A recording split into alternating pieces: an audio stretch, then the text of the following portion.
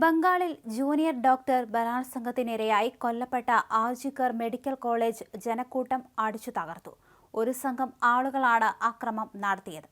ആശുപത്രി പരിസരത്തെ വാഹനങ്ങളും പുറത്തുനിന്നെത്തിയ സംഘം അടിച്ചു തകർത്തു. പോലീസിനു നേരെയും സമരം ചെയ്യുന്ന ഡോക്ടർമാർക്കു നേരെയും ആക്രമണമുണ്ടായി.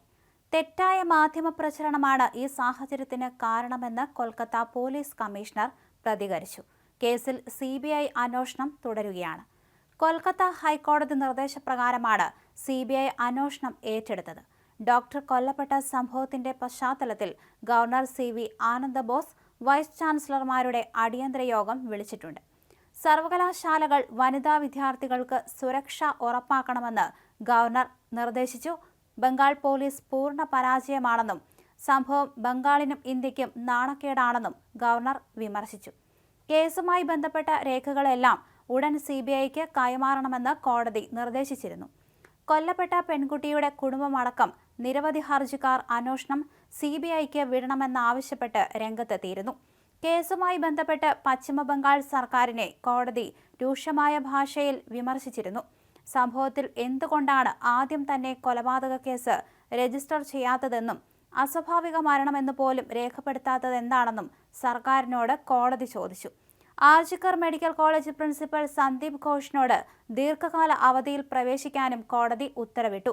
കേസിൽ ആദ്യം ചോദ്യം ചെയ്യേണ്ടിയിരുന്നത് പ്രിൻസിപ്പലിനെയായിരുന്നുവെന്നും കോടതി അഭിപ്രായപ്പെടുകയായിരുന്നു. കൊലപാതകത്തിന് പിന്നാലെ ആർജിക്കർ മെഡിക്കൽ കോളേജിൽ നിന്നും രാജിവെച്ച സന്ദീപ് ഘോഷ് എങ്ങനെയാണ് മണിക്കൂറുകൾക്കുള്ളിൽ മറ്റൊരു കോളേജ് പ്രിൻസിപ്പലായി ചുമതലയേറ്റതെന്നും സർക്കാർ അഭിഭാഷകനോട് കോടതി ആരാഞ്ഞു.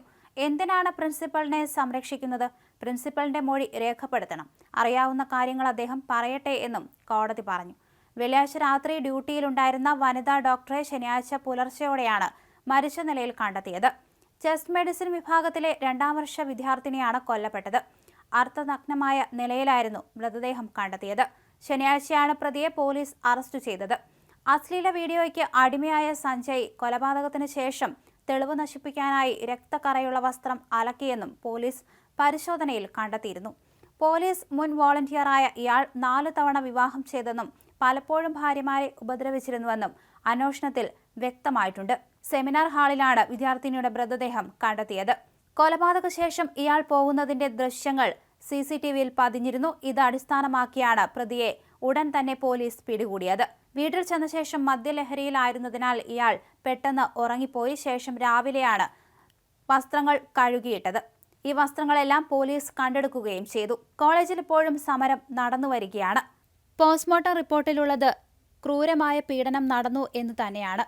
അതുകൊണ്ട് തന്നെയാണ് ഡോക്ടർമാരെല്ലാവരും തന്നെ ഇപ്പോൾ സമരത്തിൽ ഏർപ്പെട്ടിരിക്കുന്നത്.